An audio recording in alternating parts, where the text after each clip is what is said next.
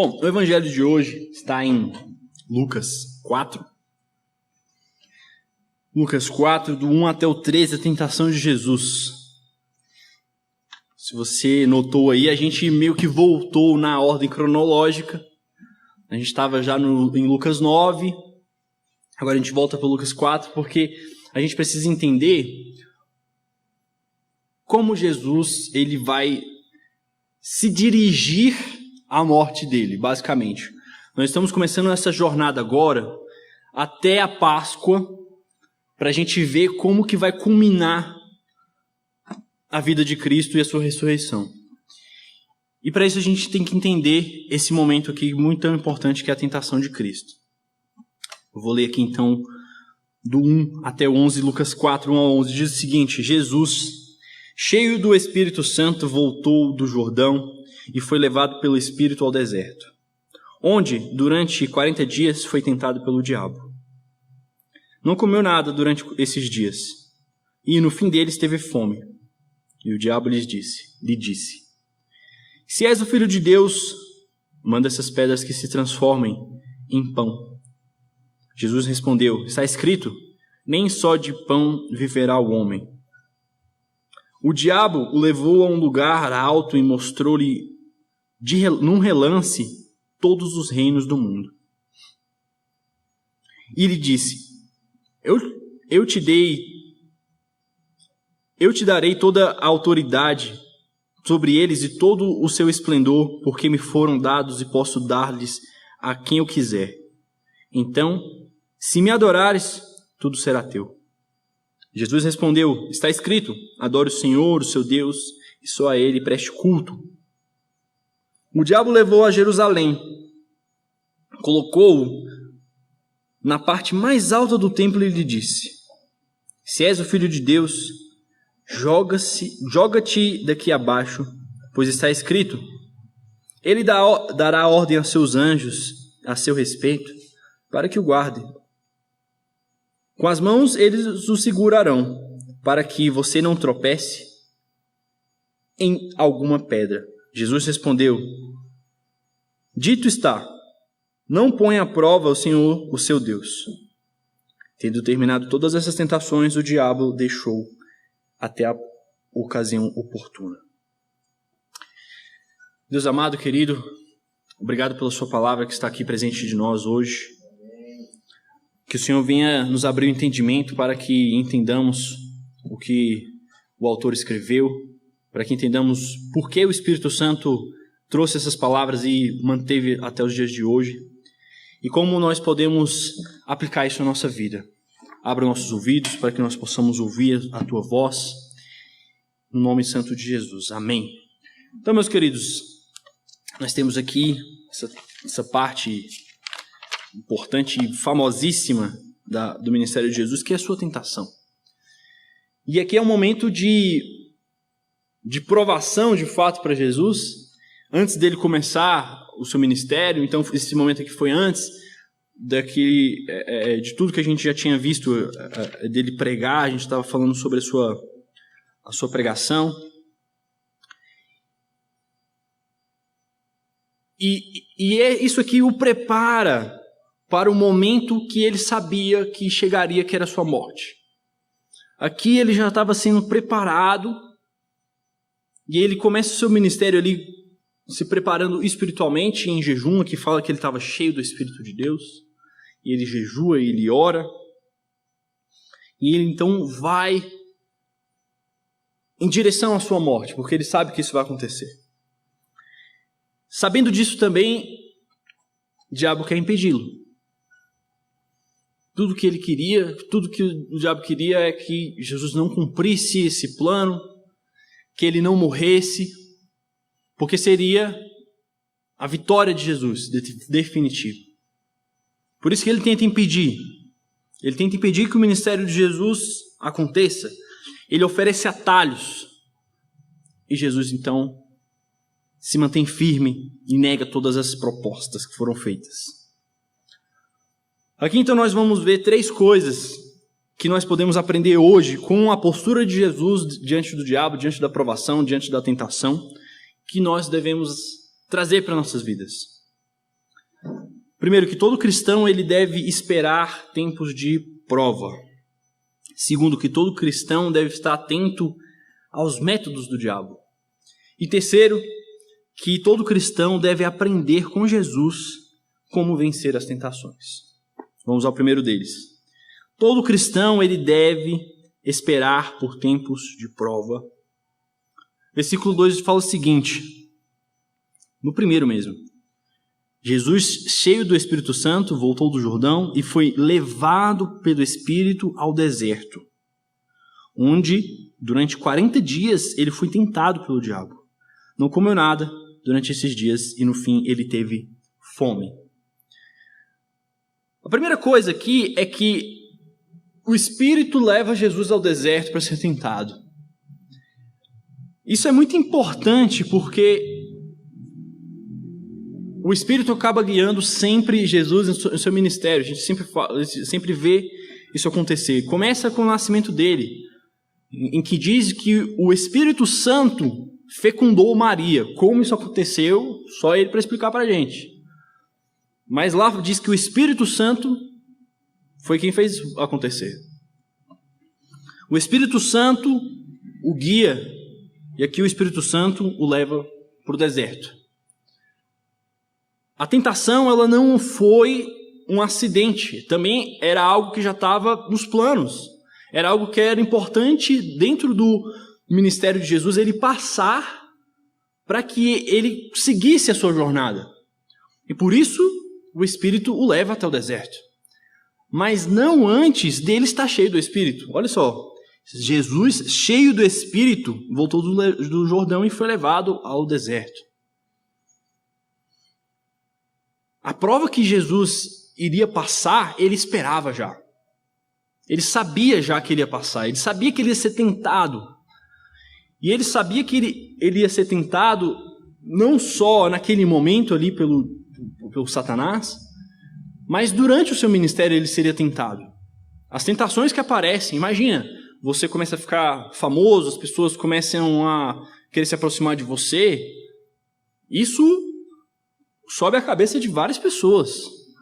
Você vê aí várias pessoas, sei lá, um jogador de futebol, um artista, a pessoa começa a ficar famosa e fica lelé. Começa a fazer um monte de coisa errada e fica orgulhoso. Isso é possível acontecer. Isso é algo que Jesus ele sentiria e ele passaria no seu ministério. As pessoas querendo adular ele, querendo chegar com ele, querendo tirar uma selfie com ele. As pessoas estavam querendo... Era isso que Jesus estava vivendo. E ele tinha que estar preparado para isso. Ele tinha que estar preparado para isso. E aqui, então, ele foi tentado nessa área também. Ele também teve a tentação, não só nesse momento, mas ao longo do seu ministério, de assumir o poder, de acabar logo com isso, de não ter que passar por sofrimento.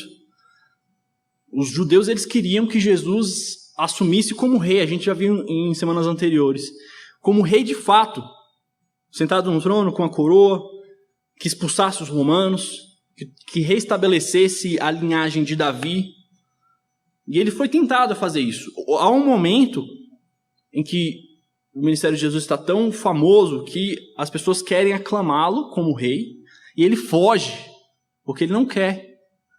E a partir desse momento as pessoas passam a ficar contra ele. Então ele foi tentado também com poder. Algo que, ao longo do seu ministério, ele sofreria, no momento da tentação, ele foi tentado com poder.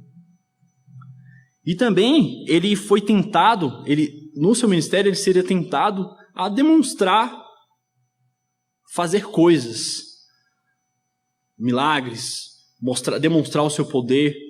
E aqui também ele foi tentado nisso. Ou seja, todas as tentações que ele sofre aqui são prenúncios do que ele sofreria no seu ministério.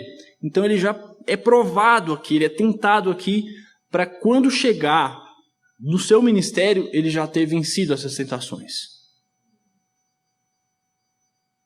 Então ele se prepara para um momento mau. Ele se prepara para o momento da prova. Ele se prepara para a dificuldade. E o que isso nos mostra é que a gente deve estar preparado para o momento da dificuldade. Que a gente deve estar preparado para o momento de prova. Ser cristão não significa estar alheio ou estar imune de dificuldades. Pelo contrário, a gente tem várias, talvez até mais do que alguns outros que não são cristãos. Às vezes são tão fáceis, mas para a gente tem tentações, a gente tem provas. E a gente tem que estar preparado. A nossa época, e agora eu estou falando muito de gerações até mais novas do que a minha, não estão preparadas para enfrentar adversidades.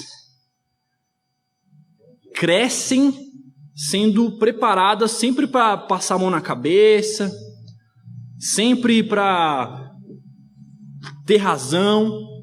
Hoje em dia, uma criança na escola, se ela é reprovada, na minha época, na época de vocês, com certeza, na minha mãe brigava comigo. Eu reprovei uma vez.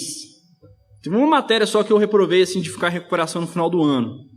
Foi artes. Eu lembro, na quinta série, em artes, eu reprovei em artes. Minha mãe ficou louca. Como é que você reprova em artes? E eu não escapei de uma boa surra. Nunca mais eu fiquei de recuperação na minha vida.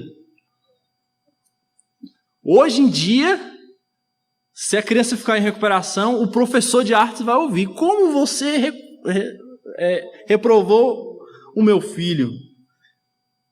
As pessoas não estão preparadas para passar por diversidade. As pessoas não estão preparadas para passar por momentos maus. E quando eles vêm, não sabem lidar com eles. Estava conversando com a Tayla outro dia, ela é psicóloga, ela estava falando exatamente isso. Que existe até uma questão física na nossa cabeça, no nosso cérebro. Que é o seguinte, a gente vai inibindo alguns tipos de reações de sofrimento, e a gente vai falando, não, você não pode isso, você não pode chorar, engole o choro, por exemplo. O nosso cérebro ele acaba não sabendo lidar com uma dor. E aí quando chega no momento de dor, o nosso cérebro fica confuso, ele não sabe como lidar. Então quando a gente está aprendendo, a gente tem que aprender. Tem que aprender a lidar com a dor, tem que aprender a lidar com o sofrimento, tem que aprender a lidar com a dificuldade. Paulo ele falava assim, ó, em tudo eu dou graças, porque eu aprendi a passar por provações e também por fartura. Isso que a gente tem que ser preparado para fazer. Eu vou dar um exemplo aqui para nós, hoje como igreja, Igreja de Cristo, primeira Igreja de Cristo do Gama, que o pastor Wagner ele tem falado bastante. Se você tem conversado com ele nos últimos meses, você vai reparar que é algo que ele tem se preocupado a fazer. Infelizmente, nós passamos por perdas de pessoas muito queridas aqui recentemente. E ele percebeu que nós não estávamos preparados, que nós não estávamos falando a respeito disso. De perder um ente querido, de perder um familiar. E quando chega esse momento, que é duro para todo mundo, a gente não sabe como reagir. A gente não tem aparato bíblico, inclusive, para reagir a isso. Muitas pessoas, quando passam por um momento desse, de falecimento de alguma pessoa próxima, começam a questionar, inclusive, a Deus.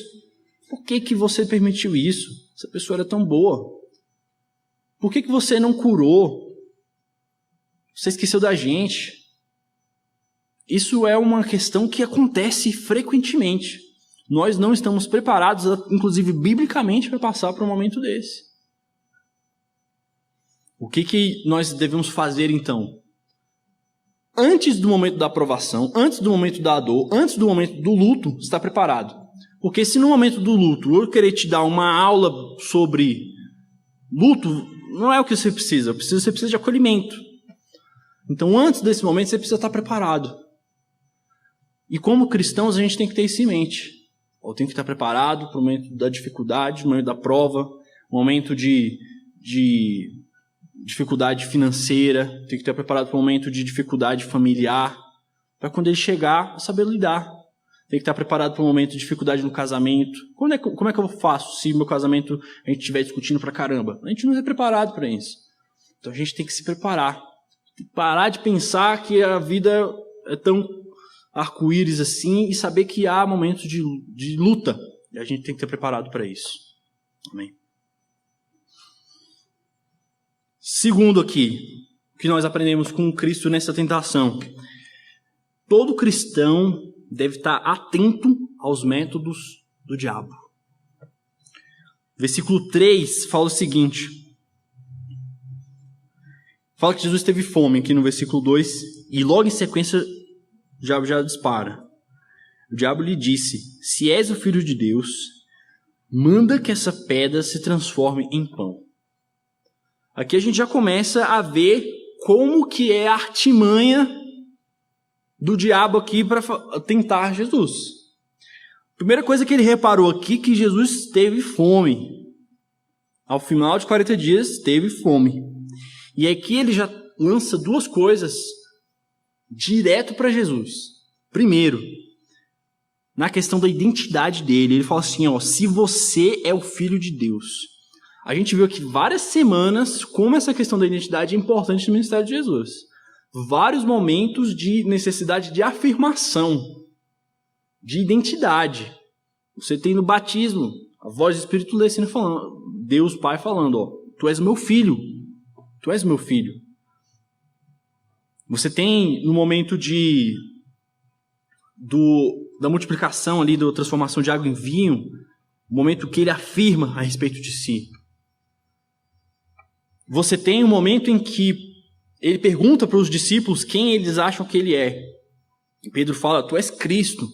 Então a gente tem vários momentos em que a identidade de Cristo ela é reafirmada. E é essa minhoca que o diabo vai querer botar na cabeça de Jesus. Realmente, será que você é o Filho de Deus? E ele faz aqui 3 tentações. A do pão é a primeira delas. Mas ele faz 3 propostas aqui de tentações para Jesus. A primeira é essa questão física, a tentação física. A necessidade. Você está com fome. É uma coisa legítima. Você tem fome. E aqui, será que ele não poderia realmente ter transformado uma pedra num pão? Qual o pecado nisso? Na verdade, aqui a tentação que ele estava sofrendo não era só essa. Era a tentação de querer se desvencilhar da necessidade de Deus. Ele estava ali no momento de jejum, de entrega. Ele estava ali no momento de... Quando você se coloca em jejum, você está falando, olha, as minhas necessidades físicas, elas não são assim tão importantes quanto as minhas necessidades espirituais. Então você está se colocando em necessidade de Deus. O que ele queria aqui era cortar isso e falar assim, sua necessidade física aqui, está em primeiro lugar. E Jesus recusa isso. Fala, não, eu estou aqui em jejum, eu vou continuar. A necessidade física é uma que o diabo ataca. Necessidades. Você tem necessidade do quê?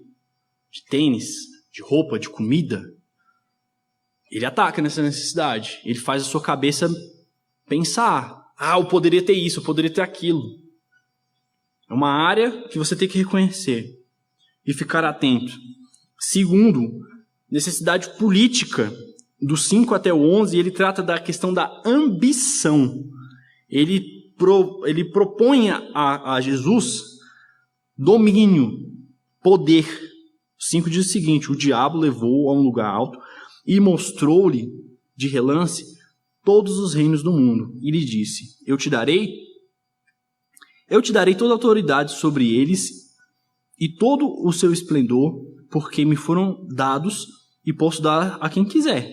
Então, se me adorares, tudo será teu. A proposta que ele faz aqui é uma proposta de poder. É claro que Jesus, ele queria e ele quer ser Senhor sobre todos. Essa que é a nossa missão, inclusive. Que a gente estabeleça um reino em que Jesus é o Senhor sobre tudo. Senhor sobre todas as nações, Senhor sobre todas as pessoas. E é isso que Jesus queria, de fato. E ele quer que as pessoas se coloquem diante dele. Então o diabo aqui ele vai oferecer um atalho.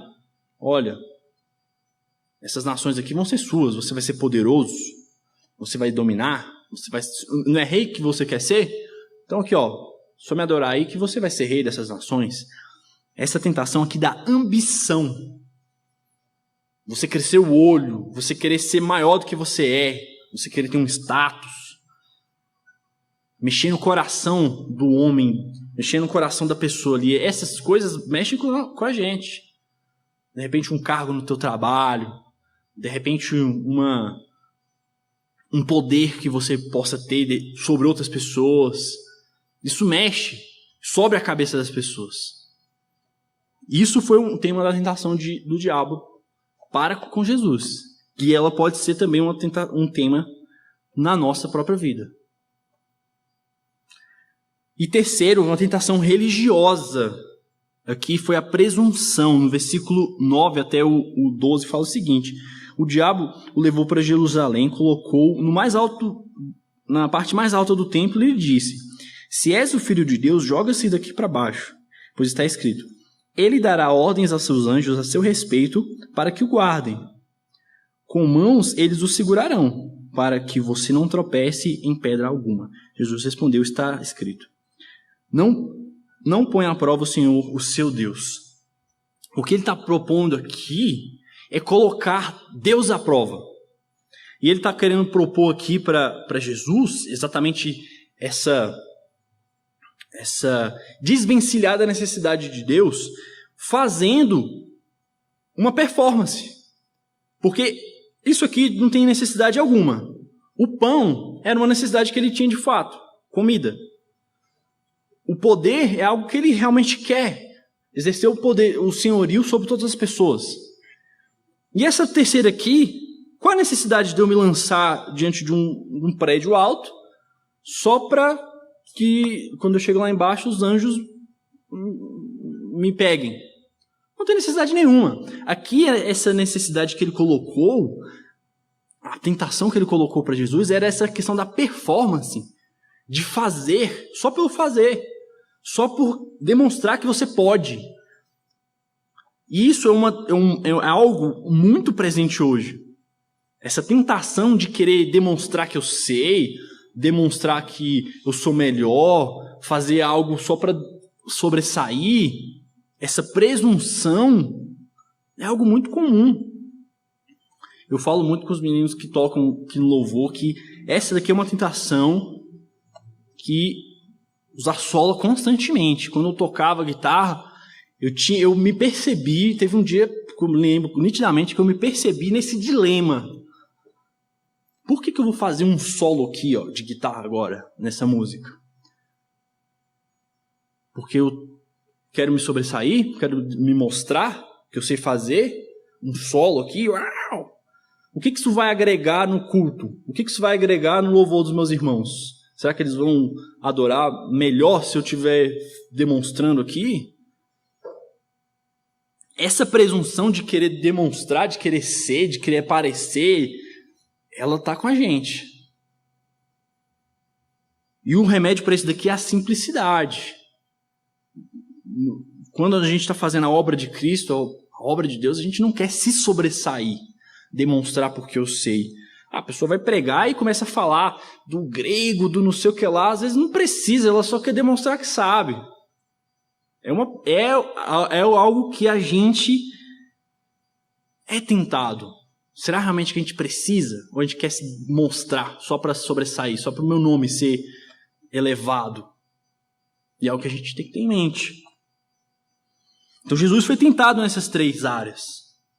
Na necessidade, na ambição e na presunção. Jesus poderia fazer milagres. Ele fazia milagres, ele curava pessoas. Mas por que ele fazia isso? Só para aparecer? Durante o ministério dele, ele tinha que lidar com essa tentação. Será que eu quero fazer um milagre aqui? Como se fosse uma mágica aqui para as pessoas ficarem impressionadas? Não. Então ele tinha que lidar com isso, com essa... manter a simplicidade, se manter simples e manter com propósito. Não fugir desse propósito.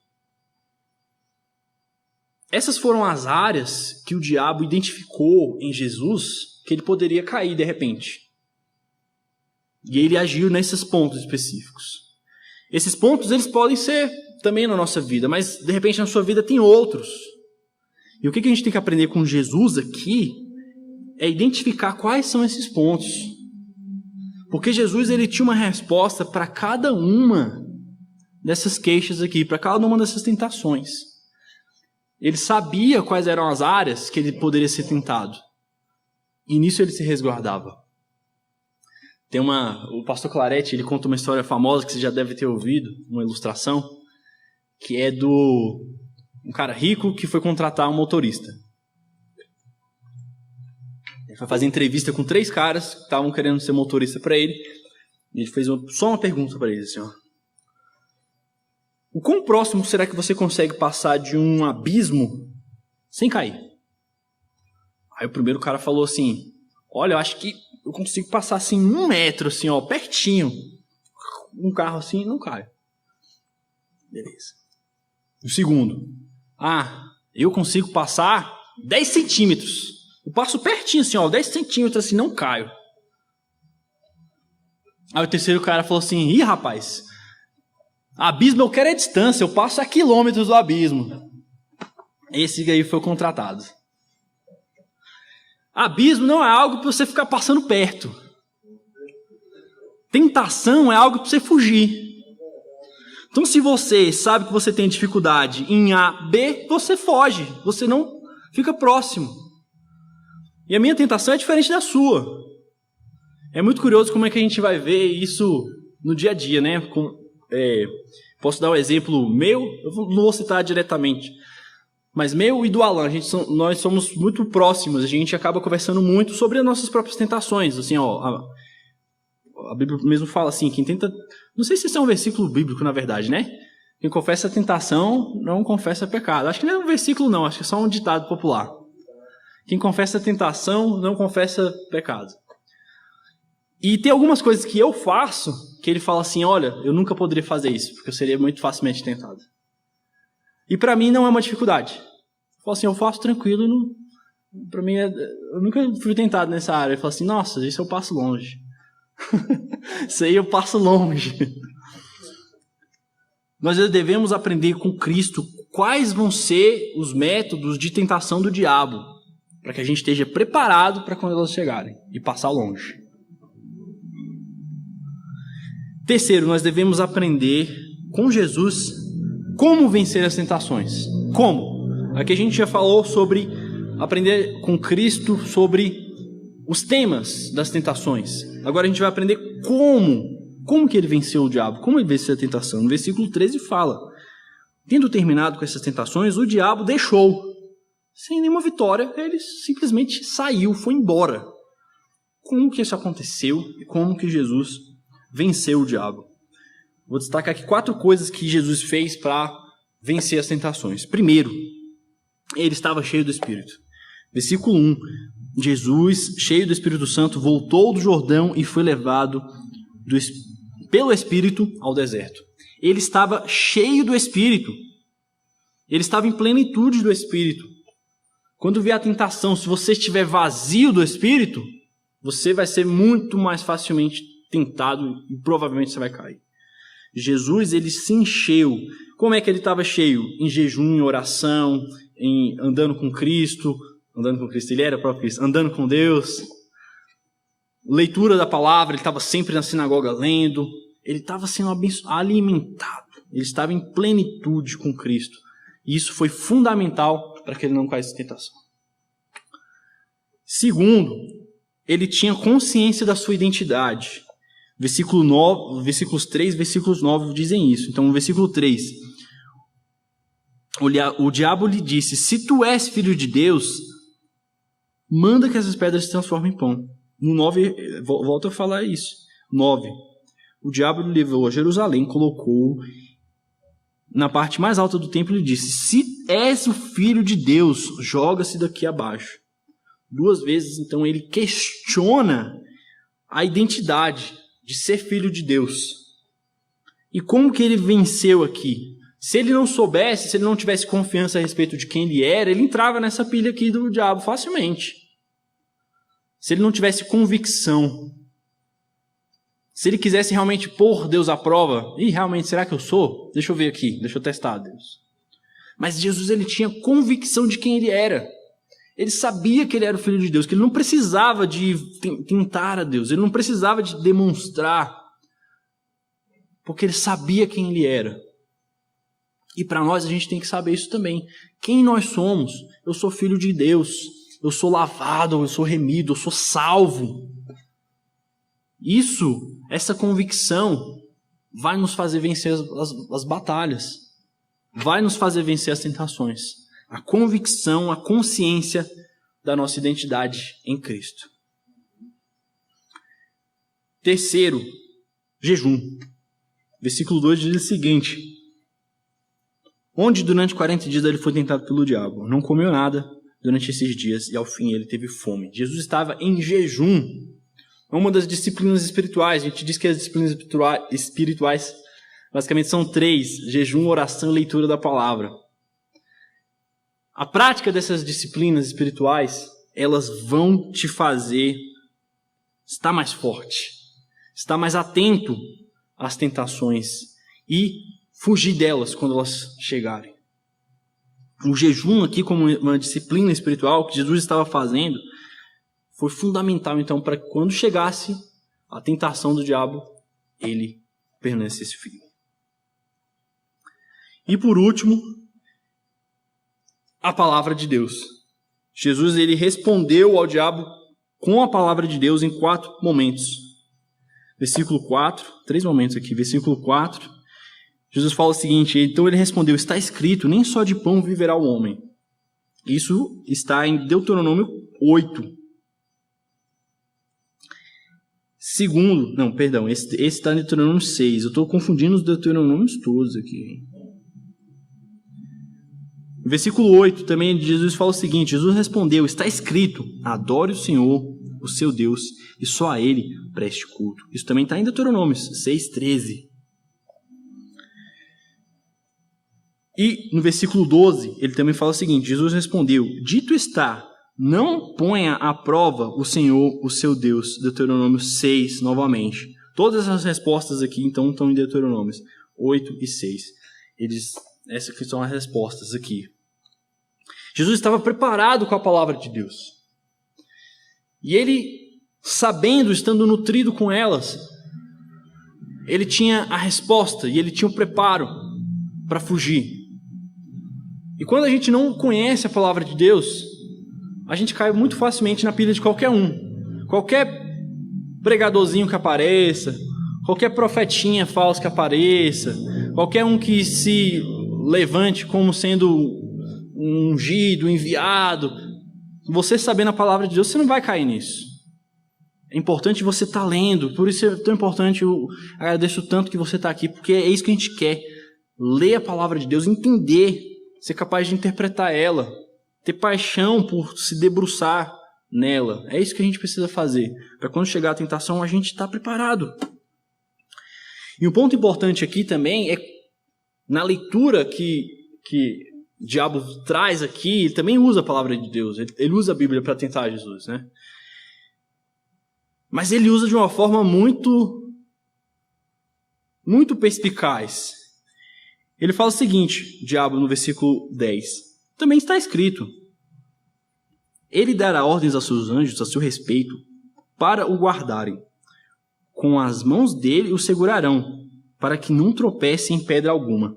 E o diabo ele está citando o Salmo 91 que nós acabamos de ler. Só que ele deixa uma parte de fora. Eu vou ler o Salmo 91 de novo, é o 11 e o 12 que ele está lendo aqui. E vocês vão ver que tem um pedaço que o diabo omite, de propósito. Ele fala o seguinte, Salmo 91, 11. Porque aos seus anjos ele dará ordens a seu respeito, para que os proteja em todos os seus caminhos. Essa parte aqui o diabo não citou. Para que o proteja em todos os seus caminhos. Aí 12. Com as mãos eles o segurarão, para que você não tropece em pedra alguma. Se você então for comparar, faça esse exercício depois. Você compara o que o diabo falou, o que está escrito na Bíblia aqui então. Esse pedaço, ele omite. porque a seus anjos dará ordem a seu respeito, isso ele fala, aí ele pula, para que o proteja em todos os seus caminhos. Então ele pega a palavra de Deus e perverte ela para atacar. A palavra de Deus na boca do diabo não é a palavra de Deus, é a palavra do diabo. Então a gente tem que estar muito atento a qualquer um que, citando o versículo fora de contexto, se diga enviado de Deus. Isso é o que mais acontece. No meio político, então, vou citar nitidamente aqui para vocês. Se você discorda de mim, cito muito, a gente pode conversar depois. Mas um exemplo muito claríssimo disso, o presidente Bolsonaro, na sua campanha de 2018, usando versículos bíblicos totalmente fora de contexto, principalmente, e conhecereis a verdade, e a verdade os libertará. Totalmente fora de contexto. Como ele dizia, como ele interpretava esse versículo, não tem nada a ver. Ele estava precisando muito conhecer a verdade para entender esse versículo. A palavra de Deus na boca de quem não está professando a Deus de fato, querendo levar o evangelho, ela pode ser muito perigosa. A gente tem que estar muito cuidado com qualquer pessoa que se levante se falando como sendo um enviado de Deus só porque está citando um versículo bíblico, fora do contexto. O diabo fez isso. E por que ele omitiu esse pedaço aqui? Porque se ele falasse esse pedaço, ele estaria entrando em contradição, o próprio diabo. Olha só. Salmo 91:11 fala o seguinte: porque a seus anjos ele dará ordens a teu respeito, para que o proteja em todos os seus caminhos. Esses seus aqui é o caminho de Deus. Não é para proteger a pessoa em todos os caminhos, é em todos os caminhos de Deus. Enquanto ele está nos caminhos de Deus, ele está protegido. Só que o que o diabo estava propondo é que ele fugisse do caminho de Deus. Então, essa palavra aqui nem se aplicaria de fato. Por isso que ele omite esse pedaço. Porque esse pedaço o colocaria entre contradição. Mas Jesus conhecia a palavra. E foi assim que ele venceu a tentação. Ele não caiu nessas artimanhas, nessa interpretação dúbia que o diabo tentou fazer aqui. Ele conhecendo a palavra, ele foi lá e retrucou. E ele fala o seguinte: não ponha à prova o Senhor, o seu Deus. Não ponha à prova o Senhor, o seu Deus. E então o diabo foge. E essa questão aqui, só acrescentando aqui mais um ponto de vista a respeito dessa questão de pôr o Senhor à prova. Eu recentemente, conversando com uma pessoa próxima, ela me falou que estava querendo tomar uma decisão importante e que ela colocou digamos assim, um sinal. Ela pediu um sinal para Deus. Mas o sinal era tipo assim: eu vou esperar um ônibus aqui. Se o ônibus passar, é porque sou eu que eu faço isso. E era uma decisão muito importante da vida da pessoa. E ela colocou à prova dela se o ônibus ia passar ou não. Eu falei assim: não coloque o Senhor à prova. Não coloque Deus à prova. É isso que Deus não quer. A palavra de Deus, ela vai te dar a direção. A gente está querendo colocar Deus à prova com sinais, querendo alguns exemplos muito específicos da Bíblia, que a gente não deveria estar fazendo. Muita gente gosta de citar, por exemplo, o Gideão. Ele botava lá a bucha lá, aí tinha que estar molhado, aí no outro dia a bucha tinha que estar seca e no outro lado estar molhado. Mas era um contexto tão específico. Quando Jesus ele está nesse momento de poder colocar Deus à prova, ou querer um sinal de Deus, ele poderia querer um sinal de Deus. Será que eu sou realmente filho de Deus? Me dá um sinal, Deus. Eu vou me jogar aqui desse penhasco, se seus anjos me segurarem, é porque realmente o seu sinal foi bem sucedido. Jesus ele vai contra isso e ele fala assim: não ponha o Senhor, seu Deus, à prova. Não é algo que a gente deve fazer. Não busque fazer isso, porque você pode estar caindo em engano com esses pequenos sinais, com essas pequenas coincidências que podem acontecer. O ônibus pode passar ou pode não passar. De repente o motorista se atrasou. De repente o cobrador teve uma dor de barriga. E isso vai influenciar na tua vida, nas suas decisões, sabe? Não ponha o Senhor à prova. Não queira fazer essas pequenas provas para tomar decisões na sua vida. Concluindo aqui, então, quais são as 3 coisas que a gente aprende aqui da tentação de Jesus? Que todo cristão deve fazer. Primeiro, todo cristão ele deve esperar tempos de prova. Segundo, que todo cristão ele deve estar atento aos métodos usados pelo diabo. E terceiro, que todos os cristãos devem aprender com Jesus a como vencer as tentações. Como vencendo? Estando cheio do Espírito, tendo consciência da sua identidade, jejuando e estando alimentado da palavra de Deus. Glórias a Deus por essa leitura. Muito obrigado, Senhor Deus, por essa leitura. Obrigado porque o Senhor colocou no nosso coração isso. Que nós possamos aprender de Ti, que nós possamos estar preparados quando chegar o momento de provação, de luta. Que o Senhor venha nos ensinar, Senhor, para quando chega o momento de dor, de luto, nós estejamos preparados, nós estejamos firmes em Ti, que nós não questionemos a nossa fé, mas para que o Senhor venha confirmar em nós quem Tu és, o Teu cuidado por nós. Que o Senhor venha nos mostrar quais são as áreas da nossa vida que nós possamos estar caindo, para que nós possamos estar atentos aos métodos usados pelo inimigo, para passarmos longe das tentações, para passarmos longe disso. E que o Senhor também nos mostre e nos ensine a como vencer a cada uma dessas tentações na prática. Nos ajude a estarmos cheios de Ti, dia após dia, cheios do Espírito. Nos ajude a entender que nós somos em Ti, que nós somos filhos amados, que nós somos mais que vencedores em Ti, que nós já somos santos e santificados em Ti.